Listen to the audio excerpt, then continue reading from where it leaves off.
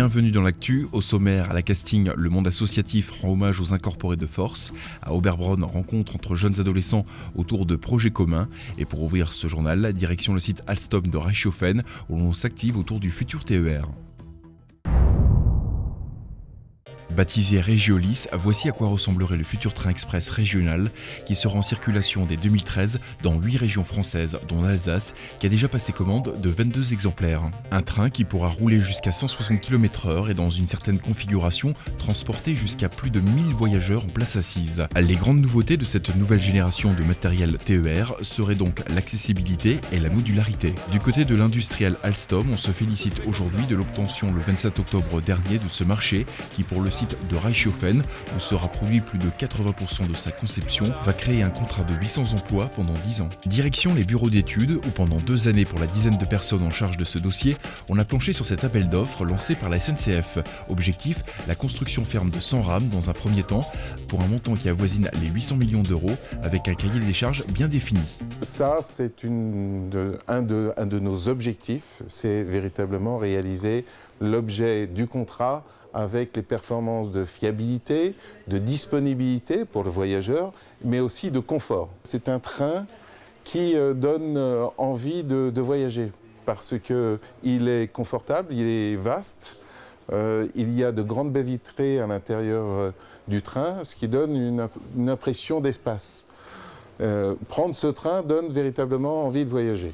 Ce train régional à plancher bas intégral permettra aux voyageurs de bénéficier d'une accessibilité maximale. Donc à nous de bien réussir les 100 premiers trains pour, au-delà des 7 années de travail prévues, aller jusqu'à plus de 15 années de travail avec l'ensemble du contrat. Un contrat qui à terme pourrait atteindre les 1000 rames pour un montant de plus de 7 milliards d'euros. Les premiers essais sont prévus à partir d'avril 2011. D'ici là, patience.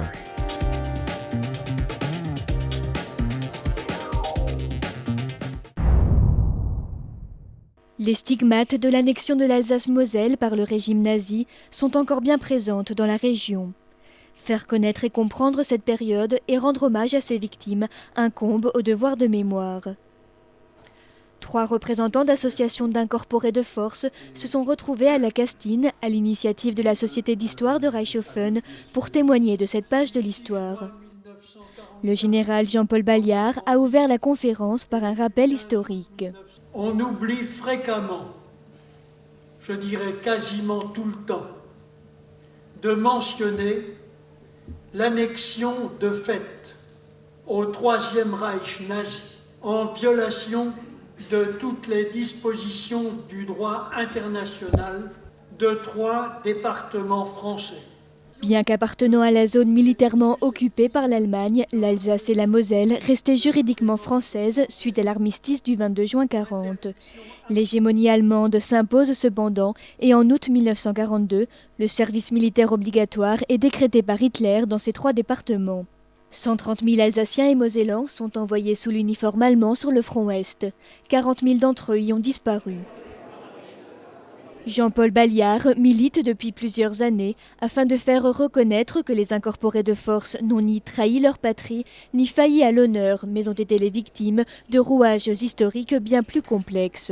Les 130 000 incorporés de force doivent être reconnus comme étant des victimes du nazisme, et ceci par le plus haut personnage de l'État, c'est-à-dire le président de la République.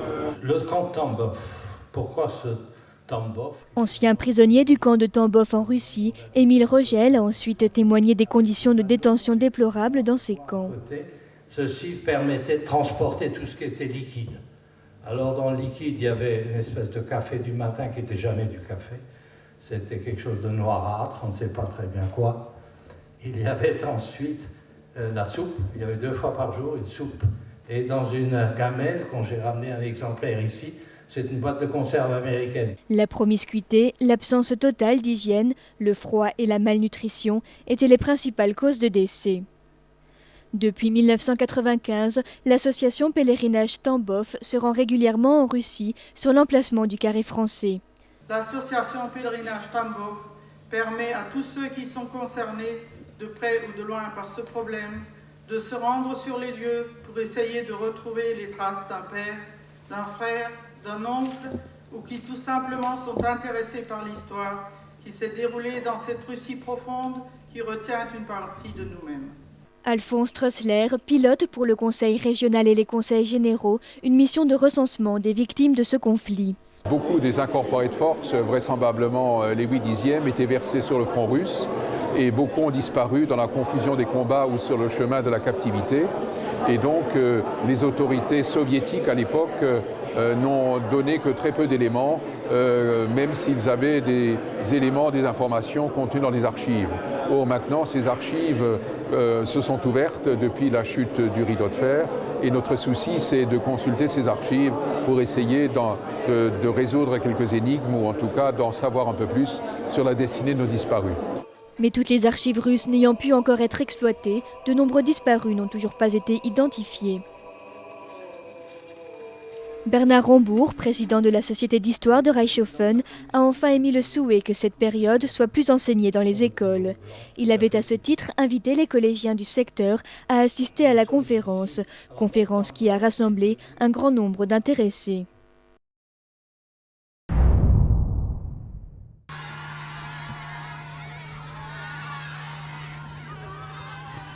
C'est une vague de dynamisme, d'optimisme et d'engagement qui a déferlé la semaine dernière à l'oasis d'Oberbronn.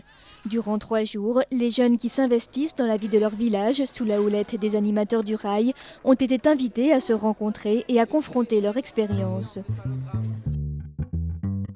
Tout au long de l'année, ces adolescents mènent des actions qui leur permettent de récolter des fonds. Ils peuvent alors réaliser des projets qui leur tiennent à cœur, monter un groupe de musique ou organiser un voyage par exemple.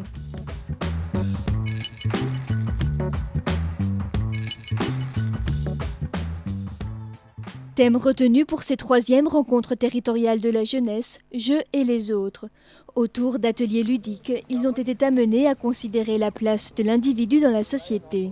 La plupart des gens qui sont ici ont 13, 14, 15, jusqu'à 17 ans.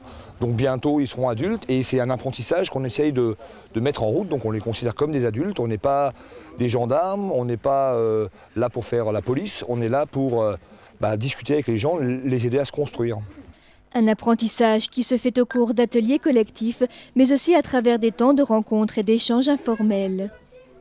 Quant à la définition de ces 3 jours en 3 mots... Rencontre, échange, territoire. Court parce que ça durait que 3 jours et au lieu d'une semaine. Amusant parce qu'on s'est bien amusé avec les activités. Bien puisqu'il y avait beaucoup d'activités. Des vacances de la Toussaint qui ont sans doute fait naître dans les esprits de nouvelles idées de projets et sans conteste de nouvelles amitiés.